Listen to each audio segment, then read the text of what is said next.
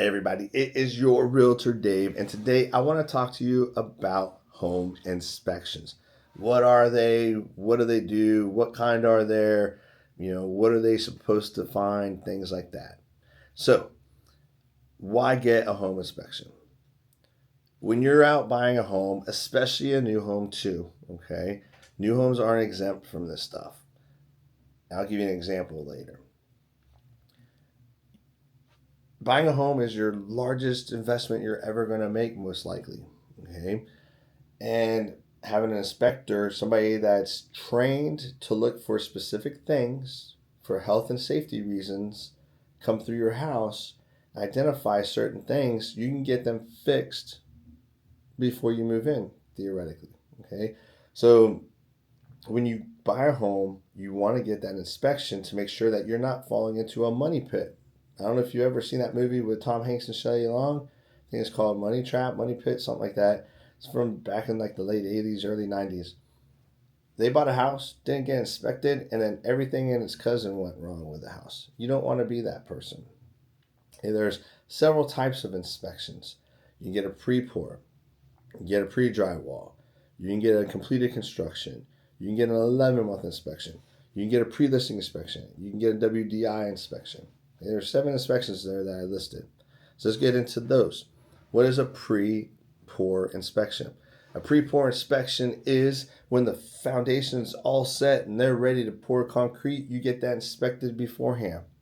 Why do I recommend that you get a pre-pour? Because once it's covered with concrete, it's A, not going to be seen. B, if it breaks, it's going to be expensive to fix because you don't want nobody cutting into your foundation, especially when you have post-tension cables and they cut one of those cables that you can't, it just really messes things up. Okay. I had a client, and here's the other thing, right? With pre-drywall, or excuse me, pre-pour, they're with new homes. And those new home consultants, great people, but they're going to be like, because the company told them that say, hey, you don't have to get an inspection if you don't want to, because A, we've paid an independent third party to do it, and B, the city's inspectors look at it too. And well, I had a client that fortunately listened to me, and when she listened to me, it ended up saving her a lot of money, and here's how. So we had a pre-pour inspection done. The city had already inspected it. The independent third party already looked at it as well. And I pull up, I got there a little bit before the inspector, and I'm looking at the house, and I'm just like, something just doesn't look right. So when the inspector came in, I was like, hey, just look at this real quick. It doesn't look right. And he's like, let's go and look at the plans. He got the plans, and they were missing 2 post-tension cables right down the middle of the slab. So had we missed that, had my client decided not to spend a couple $100 to have this inspection, she would have likely have had that house at some point break in the middle and then have to do with all the foundation work to have it leveled out. That's not cheap. Okay. And the foundation companies, they do their absolute best to find a way for them not to honor your warranty. Okay. And that's a whole different story there. But even if it was covered under warranty, just the difficulty of having to deal with all of that, it's worth a couple $100. Okay. But the city looked at it, their independent inspectors looked at it, and both of them gave a thumbs up. Pre-drywall. A pre-drywall is just that. Like, the frame's up, the outside's kind of all set. Everything that needs to be done now is the drywall put up so they can put in the outlet switches and plates and the flooring and the cabinets, things like that. So you want to have everything checked out before it's covered with drywall. Make sure that all the bracing is where it needs to be. Make sure that there's no potential for a drywall screw to go through the drywall and hit a water line and cause issues. Right? I bought a house before I was a real estate agent. It was a brand new home. I thought new meant good. I was wrong. We built this house from the ground up. I had a pre-pour inspection done, but I didn't have a pre-drywall inspection done. And there's these little plates that go if the drywall, if the water line is going to be too close to or going through wood and it's too close to where it could potentially be screwed in with a screw, they have to put a metal plate up. If you look at some of my videos, you'll see what I'm talking about. Well, they didn't do that. And the drywaller put a nail through a water line, ended up having mold into 2 walls, so much so that it came through the walls into the cabinets. And we ended up not buying the house because the builder refused to replace everything that had mold on it. They were like, we're just gonna, they tore out the drywall, but all the wood and everything inside, they just sprayed a herbicide on it and called it good. And I'm like, nah, new house, new materials. So we agreed to disagree and went our own ways. The pre-drywall, it works on trying to identify things before they become an issue later on and before you get covered up.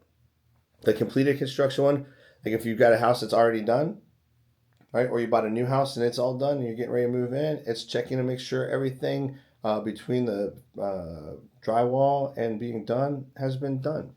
And identifying any kind of issues with that. Pre-listing inspection. I myself do this every time I list one of the houses that I own for sale. I have an inspection done, and then that way I fix everything I want to fix ahead of time, and then I have the inspection report cleared, and then I present the inspection report to the buyers and say, hey, here it is. Here's everything that I know is wrong with the house. This is everything I fixed.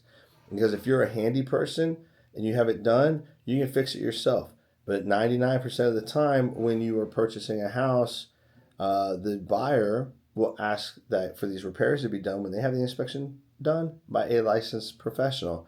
So if you wanted to go and change out a breaker in the outlet or in the breaker box because it's the wrong one, you can pull it out and put the right one in. But if you don't do that beforehand, most of the time they're going to want a licensed electrician to come pull the exact same breaker and pop the right one in there. So you got to pay for it and submit the invoice. So that's why I like to do pre-listing inspections. And then the last one was WDI inspection, or wood destroying insect inspection. The VA requires those, and the seller has to pay for them. The veteran cannot pay for the WDI. So they might front it, but in the end, they're going to get reimbursed for it at closing. But it's looking for vegetation touching the house. Is wood touching the house? Is wood touching the dirt? They're looking for conducive conditions for wood destroying insects. A lot of people call it a termite inspection, but more than termites cause damage. So that's why it's a wood destroying insect report. So what do inspections look for? They're looking at electrical, plumbing, mechanical, the roof, the foundation. They're looking for the hot water heater to work. They're looking for the oven to work. If there's a dishwasher, does it work? They're checking the water temperatures. If there's a sprinkler system and you pay for that to be inspected, they're checking that. If you pay for a pool to be inspected, they're doing that. If you have other little things, because every house is a little bit different, they're checking those things out. Now, inspections are not cosmetic inspections. So if a window's broken, they're going to write windows broken. If there's like a little ding in the wall or a scuff on the wall or an outlet plate maybe cracked or something like that, they're not writing those kind of things up, right? They're there to look at mechanical system, life, safety, those kind of things, not cosmetic. Now, another reason why you want to get an inspection is it puts the ball into your corner, right? The seller wants to sell the house. You want to buy the house. But you're like, hey, I've got all these repairs. If you still want to sell the house, I want these done. Now, when it comes to asking for repairs, I typically advise my clients that we're looking for things that can or are or will cause flood, blood, fire, or death. Okay? If it's something simple like a burnout light bulb, we're not asking for that because that's kind of crazy, right? It's like a $2 thing. You're spending $500,000 on a house. Why are you worried about a $2 thing? We're talking about big things, okay? Flood, blood, fire, death. Is it causing it? Can it cause it? Will it cause it? Okay, that's kind of what we're looking for. All right, big ticket items. Home inspections can help you plan for future repairs. When you're meeting with your inspector, they can be like, hey, look, this hot water heater working perfect right now, but it's 7 years old. So in about 3 years, you may need to, plan on replacing it. That way you can stash, $20 a month or something on the side. So when it breaks, you can just be like, boom, here's some cash for it. Okay, the same with the AC. Hey, your roof, it's 15 years. I think they're 30-year shingles. I found a pack in the attic. It says it's 30-year shingles. So you're halfway through your roof expectancy. So, you can plan on the roof being replaced in the next 10, 12, 14, 15 years, somewhere around there. right? Lastly, many home warranty companies, if you get a home warranty and you move into a house and all of a sudden the AC goes out like the first week that you close, they're going to see that you had the AC inspected and that was operating as intended. Why are they going to do that? Because there's some shady people out there that know that there's issues with the house. They don't have the money to fix them, so they get the home warranty and then they have a claim, right? So the home warranty companies are going to want to know, did you get the house inspected, right? And then see that everything was operating as intended. So, as we talked about, there are several kinds of inspections. There's a lot of pros for inspections. The only con I have for an inspection is this, and it's not even a con, it's just a thing you got to do. When you have an inspection, if you do a pre listing inspection and you get that inspection done, you now have to disclose everything that was on that inspection report because it's now a known thing. So if you don't want to know what's wrong with your house, then don't get an inspection done. But when the buyers come, they're going to get their inspection. You're going to find out about it anyway. So for me, I'd much rather fork over some money ahead of time and give a clean bill of health to my house versus wondering and be worried about what the inspection is going to come back with, what the buyers are going to ask for, so on and so forth. So if you have any questions about home inspections, the pros, the cons, let me know and I will do my best to answer those questions. Don't forget to hit that like and subscribe button so you can get more access to helpful information about home ownership, home buying, home selling, and everything in between.